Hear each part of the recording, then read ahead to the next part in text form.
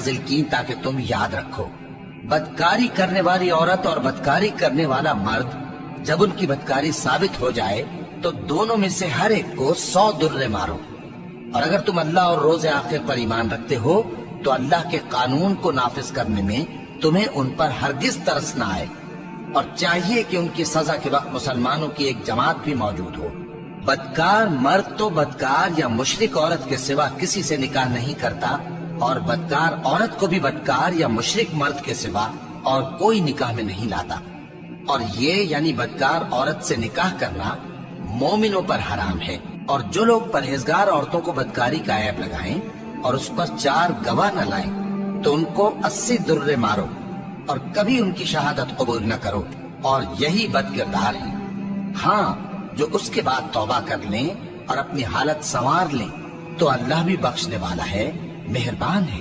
اور جو لوگ اپنی بیویوں پر بدکاری کی تہمت لگائیں اور خود ان کے سوا اور گواہ نہ ہوں تو ہر ایک کی شہادت یہ ہے کہ پہلے تو 4 بار اللہ کی قسم کھائے کہ بے شک وہ سچا ہے، اور 5ویں بار یہ کہے کہ اگر وہ جھوٹا ہو تو اس پر اللہ کی لعنت۔ اور عورت سے سزا کو یہ بات ٹال سکتی ہے کہ وہ پہلے 4 بار اللہ کی قسم کھائے کہ بے شک یہ جھوٹا ہے، اور 5ویں دفعہ یوں کہے کہ اگر یہ سچا ہو تو مجھ پر اللہ کا غضب نازل ہو۔ اور اگر تم پر اللہ کا فضل اور اس کی مہربانی نہ ہوتی تو بہت سی خرابیاں پیدا ہو جاتی۔ اور یہ کہ اللہ توبہ قبول کرنے والا ہے، حکیم ہے۔ جن لوگوں نے یہ بہتان باندھا ہے وہ تمہیں میں سے ایک جماعت ہے، اس کو اپنے حق میں برا نہ سمجھنا، بلکہ وہ تمہارے لیے اچھا ہے۔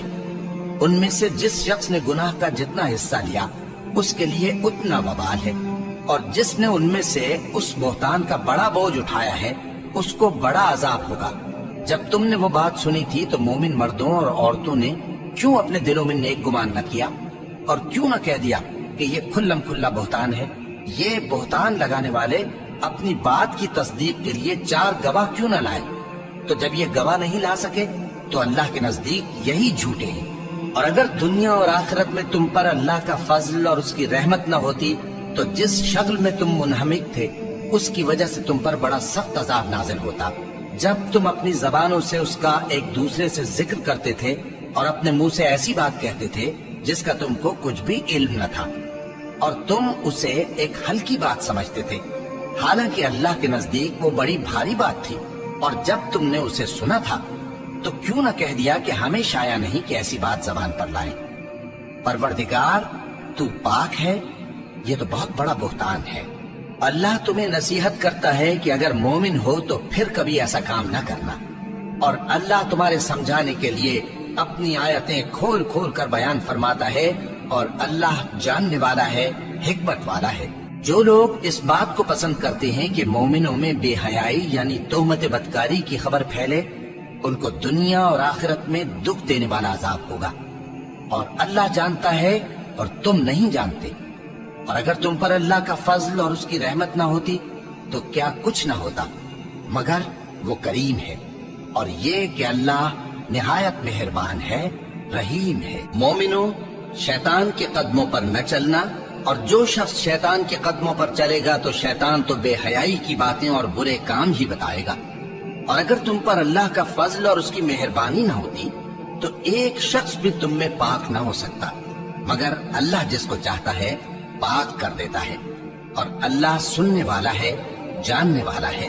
اور جو لوگ تم میں صاحب فضل اور صاحب مال ہیں وہ اس بات کی قسم نہ کھائیں کہ رشتہ داروں اور محتاجوں اور وطن چھوڑ جانے والوں کو کچھ نہیں دیں گے، اور ان کو چاہیے کہ معاف کر دیں اور درگزر کریں۔ کیا تم پسند نہیں کرتے کہ اللہ تم کو بخش دے؟ اور اللہ تو بخشنے والا ہے، مہربان ہے۔ جو لوگ پرہیزگار اور برے کاموں سے بے خبر اور ایماندار عورتوں پر بدکاری کی تہمت لگاتے ہیں ان پر دنیا اور آخرت دونوں میں لعنت ہے، اور ان کو سخت عذاب ہوگا، یعنی قیامت کے روز جس دن ان کی زبانیں اور ہاتھ اور پاؤں سب ان کے کاموں کی گواہی دیں گے۔ اس دن اللہ ان کو ان کے اعمال کا پورا پورا اور ٹھیک ٹھیک بدلہ دے گا، اور ان کو معلوم ہو جائے گا کہ اللہ برحق اور حق کو ظاہر کرنے والا ہے۔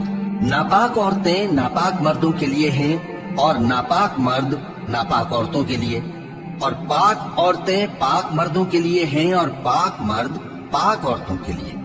یہ پاک لوگ ان جھوٹوں کی باتوں سے بری ہیں اور ان کے لیے بخشش اور نیک روزی ہے۔ مومنوں، اپنے گھروں کے سوا دوسرے لوگوں کے گھروں میں گھر والوں سے اجازت لیے اور ان کو سلام کیے بغیر داخل نہ ہوا کرو، یہ تمہارے حق میں بہتر ہے، اور ہم یہ نصیحت اس لیے کرتی ہیں کہ شاید تم یاد رکھو۔ پھر اگر تم گھر میں کسی کو موجود نہ پاؤ تو جب تک تم کو اجازت نہ دی جائے اس میں مت داخل ہو، اور اگر یہ کہا جائے کہ اس وقت لوٹ جاؤ تو لوٹ جایا کرو، یہ تمہارے لیے بڑی پاکیزگی کی بات ہے، اور جو کام تم کرتے ہو اللہ سب جانتا ہے۔ ہاں، اگر تم کسی ایسے مکان میں جاؤ جس میں کوئی نہ بستا ہو اور اس میں تمہارا اسباب رکھا ہو تو تم پر کچھ گناہ نہیں، اور جو کچھ تم ظاہر کرتے ہو اور جو پوشیدہ کرتے ہو اللہ کو سب معلوم ہے۔ مومن مردوں سے کہہ دو کہ اپنی نظریں نیچی رکھا کریں اور اپنی شرمگاہوں کی حفاظت کیا کریں، یہ ان کے لیے بڑی پاکیزگی کی بات ہے، اور جو کام یہ کرتے ہیں اللہ ان سے خبردار ہے۔